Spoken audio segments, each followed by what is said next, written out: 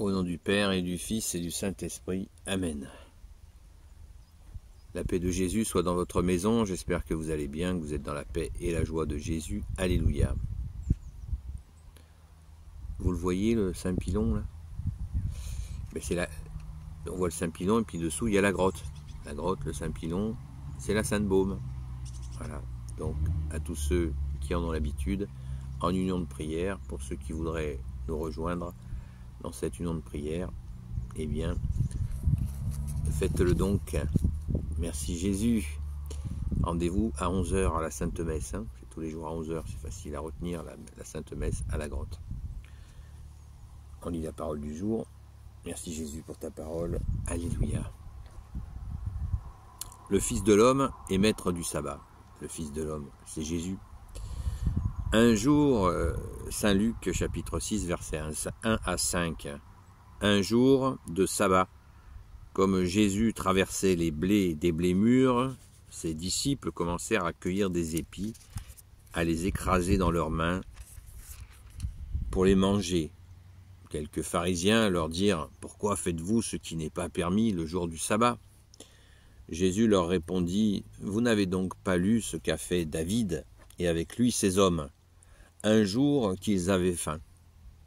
Il est entré dans la maison de Dieu et il a pris des pains, il a pris les pains de l'offrande, il en a mangé et en a donné à ses hommes, alors que seuls les prêtres peuvent en manger. » Jésus ajoutait « Sachez que le Fils de l'homme est Seigneur du sabbat. » Waouh!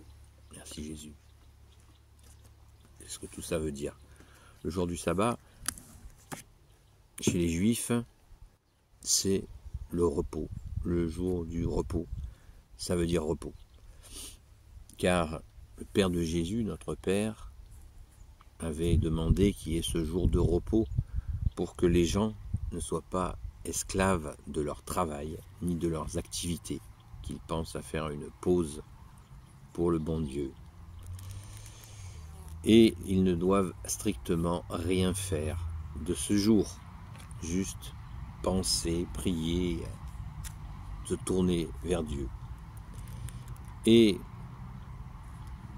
Jésus, à travers cet exemple-là, montre qu'il y a des fois des nécessités qui passent au-dessus de pourtant une règle qui a été donnée. Nous le verrons un peu plus tard, à plusieurs reprises. Jésus bien-aimé, tu guéris des gens le jour du sabbat.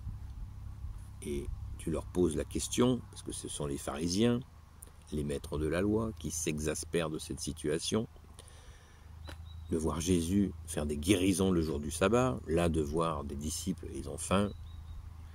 On se rappelle que Jésus se déplaçait à pied. Donc les disciples avec lui aussi à pied.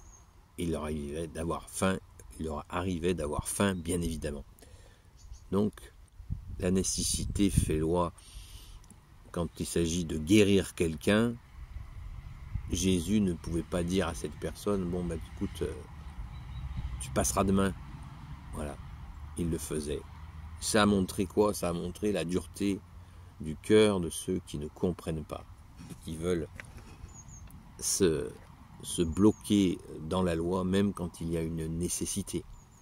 Nous verrons plus tard que Jésus leur demandait, s'il a donné ce bel exemple, il leur a dit, si ton fils tombe dans le puits le jour du sabbat, attendras-tu le dimanche pour aller le chercher au fond du puits? Voilà, ça n'a pas de sens.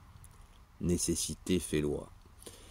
C'est bien encore et encore ce proverbe-là, mais il vient de Jésus, notre bien-aimé Jésus, hein, qui est appelé ici Fils de l'homme, par rapport à un rêve qu'a eu Daniel, le prophète Daniel, où il a vu comme un Fils de l'homme venir.